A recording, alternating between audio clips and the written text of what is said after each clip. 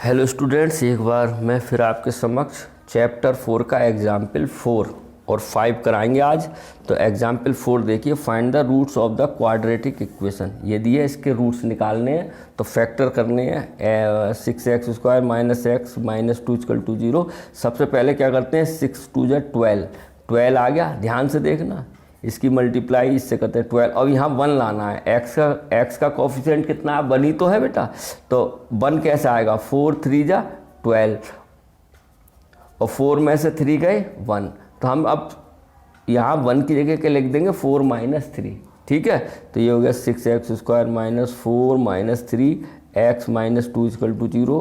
Bracket open करो तो ये आ जाएगा, साइन चेंज हो जाएंगे, प्लस 3x माइनस 2 = 0। क्या कॉमन आ गया, 6 और 4 2 आएगा, 2x कॉमन ले लो तो 3x माइनस 2 प्लस 1 कॉमन ले लो, 3x माइनस 2 = 0। तो देखो ये कॉमन आ गया, 3x माइनस 2 और 2x प्लस 1 = 0। केस बन गए। फिर हम करेंगे इफ़ 3x माइनस 2 = 0, तो 3x = माइनस का तो प्लस हो जाएगा, x बराबर 2/3। एक तो मान ये आ गई वैल्यू, और दूसरा ले लो इफ़ 2x प्लस 1 = 0, तो 2x = -1, x = -1/2। तो हमारे जो रूट्स हो गए, एक ये रूट्स हो गया है 2/3, एक हो गया -1/2। ठीक है, एग्जाम्पल 5 देखते हैं। अब find the roots of the quadratic equation ये दी है। अब ये अंडर रूट वाला है, तो इसे ज़रा ध्यान से देखना, बहुत इजी क्वेश्चन है। 3x² minus 2 √6 plus 2 = 0। सबसे पहले इसकी मल्टीप्लाई से करते हैं, 3 2 जा 6 हो गया, नहीं हो गया।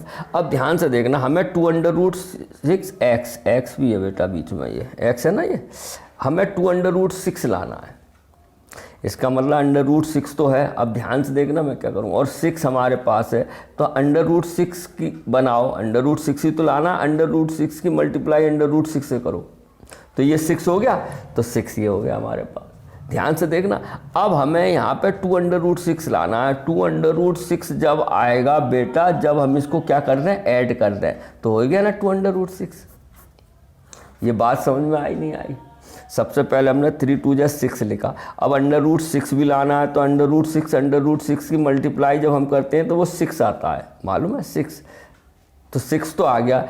अब इसको घटाएंगे तो 0 आ रहा है, और हमें लाना है 2 √6, तो इसको क्या करना है, ऐड कर देंगे तो 2 √6 हो गया, बस हो गया काम। तो अब आपको क्या करना है, 3x² minus √6 plus √6 x plus 2 = 0। ध्यान से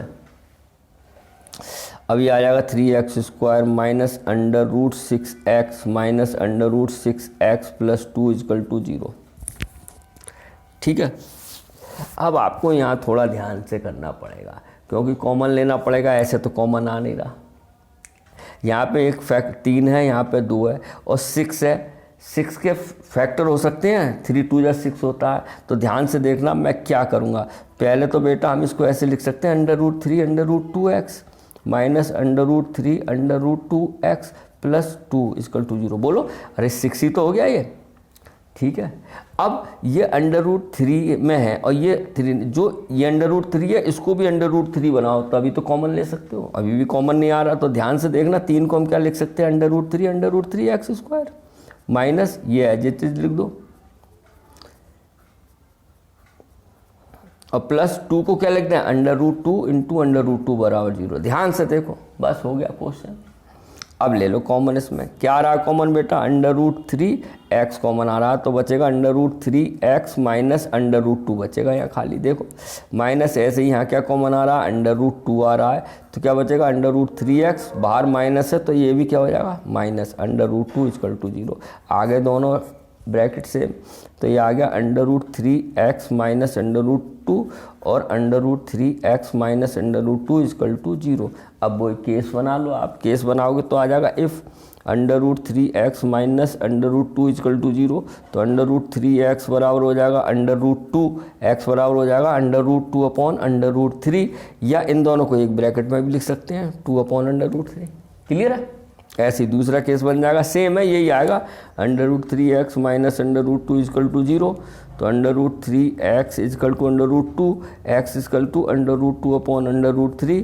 अब इसको हम सेम ब्रैकेट में भी लिख सकते हैं 2 अपॉन √3। तो यहाँ पे जो रूट्स आए सेम आ गए, 2√3 और √2√3। यही क्या हो गया, आपका आंसर हो गया। तो ध्यान से देखना, इम्पोर्टेंट क्वेश्चन है, इस तरह के आ जाते हैं। ठीक है, तो फिर मिलते हैं नेक्स्ट वीडियो में, तब तक के लिए हैव नाइस डे।